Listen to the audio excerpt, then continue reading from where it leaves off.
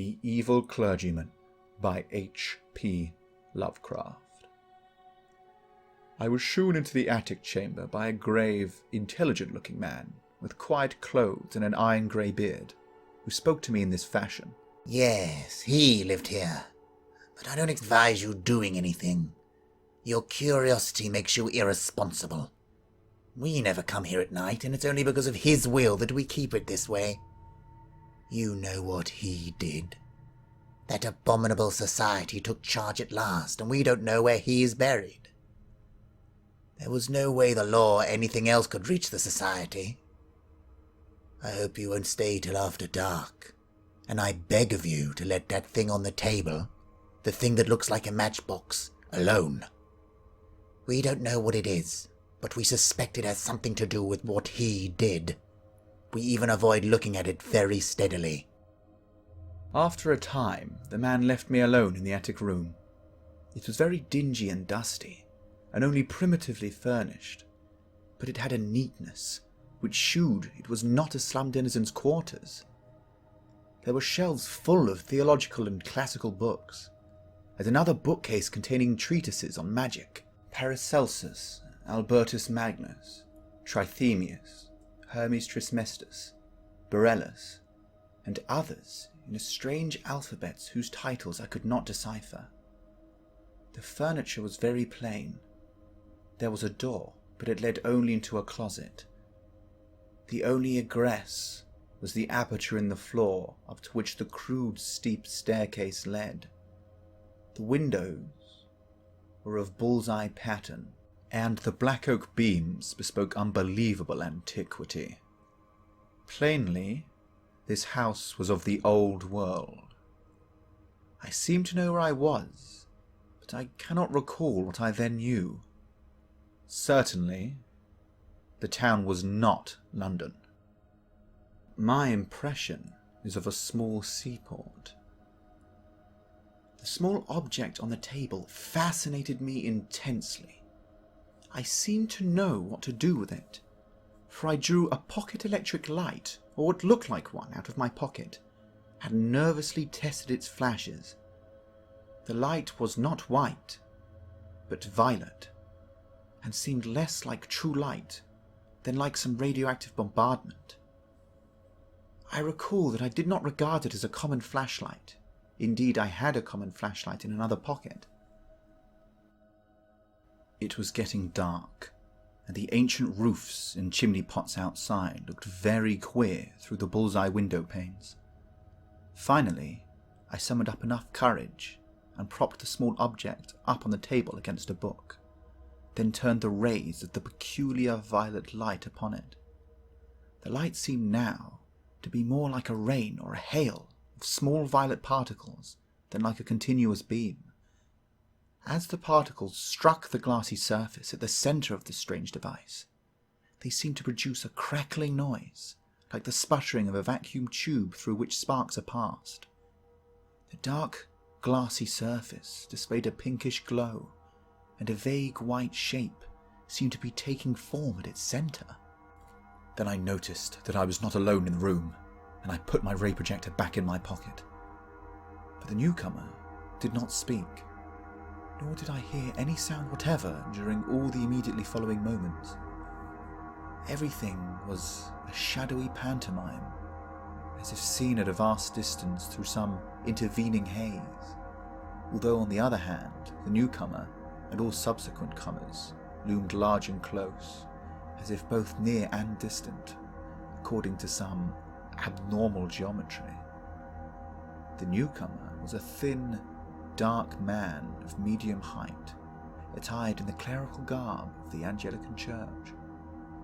He was apparently about 30 years old, with a sallow olive complexion and fairly good features, but an abnormally high forehead. His black hair was well cut and neatly brushed, and he was clean-shaven though blue-chinned with a heavy growth of beard. He wore rimless spectacles with steel bows.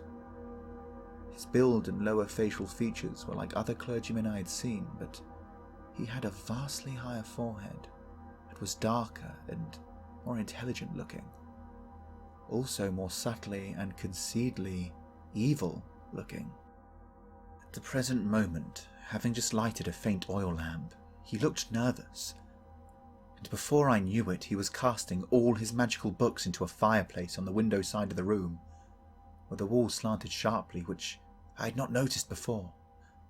The flames devoured the volumes greedily, leaping up in strange colours and emitting indescribably hideous odours as the strangely hieroglyphed leaves and wormy bindings succumbed to the devastating element. All at once I saw there were others in the room, grave-looking men in clerical costume, one of whom wore the bands and knee breeches of a bishop. Though I could hear nothing, I could see that they were bringing a decision of vast import to the first comer. They seemed to hate and fear him at the same time, and he seemed to return these sentiments. His face set itself into grim expression, but I could see his right hand shaking as he tried to grip the back of a chair. The bishop pointed to the empty case and to the fireplace, where the flames had died down amidst a charred non-committal mass, and seemed filled with a peculiar loathing. The first comer then gave a wry smile and reached out with his left hand towards the small object on the table. Everyone then seemed frightened. The procession of clerics began filing down the steep stairs through the trap door in the floor, turning and making menacing gestures as they left. The bishop was the last to go. The first comer now went to a cupboard on the inner side of the room and extracted a coil of rope. Mounting a chair, he attached one end of the rope to a hook in the great exposed central beam of black oak and began making a noose with the other end. Realizing he was about to hang himself, I started forward to dissuade or save him. He saw me and ceased his preparations, looking at me with a kind of triumph which puzzled and disturbed me. He slowly stepped down from the chair, began gliding toward me with a positive wolfish grin on his dark, thin-lipped face. I felt somehow in deadly peril and drew out the peculiar ray projector as a weapon of defense. Why I thought it could help me, I do not know. I turned it on, full in his face, and saw the sallow features glow first with violet and then with pinkish light. His expression of wolfish exultation began to be crowded aside by a look of profound fear, which did not, however, wholly displace the exultation. He stopped in his tracks, then flailing his arms wildly in the air, began to stagger backward. I saw he was edging toward the open stairwell in the floor and tried to shout a warning, but he did not hear me. In another instant, he had lurched backward through the opening and was lost to view. I found difficulty in moving toward the stairwell, but when I did get there, I found no crushed body on the floor below. Instead, there was a clatter of people coming up with lanterns, for the spell of phantasmal silence had broken, and I once more heard sounds and saw figures as normally tridimensional. Something had evidently drawn a crowd to this place. Had there been a noise I had not heard? Presently, the two people, simply villagers apparently, farthest in the lead saw me, and stood paralyzed. One of them shrieked loudly and reverberantly, "Ah! It be Easer! Again!" Then they all turned and fled frantically. All, that is, but one. When the crowd was gone, I saw the grave-bearded man who had brought me to this place, standing alone with a lantern. He was gazing at me, gasping and fascinatedly, but he did not seem afraid. He began to ascend the stairs and joined me in the attic. He spoke. "So you didn't let it alone?" "I'm sorry. I know what has happened.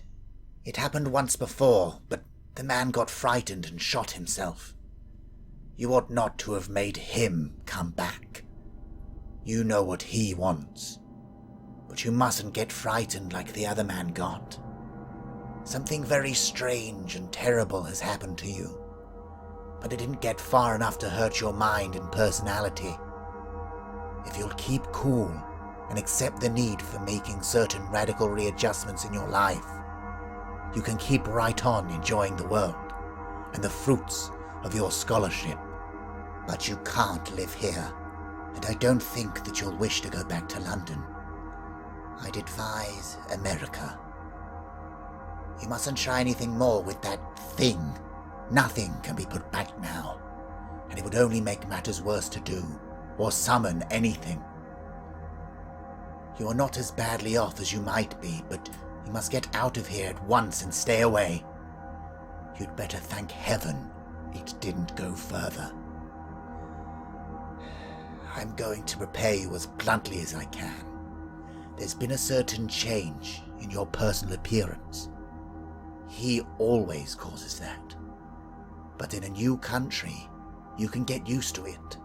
There's a mirror up at the end of the room, and I'm going to take you to it. You'll get a shock, though you will see nothing repulsive.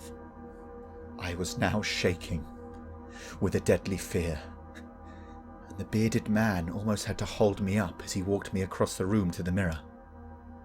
The faint lamp in his free hand. This is what I saw in the glass.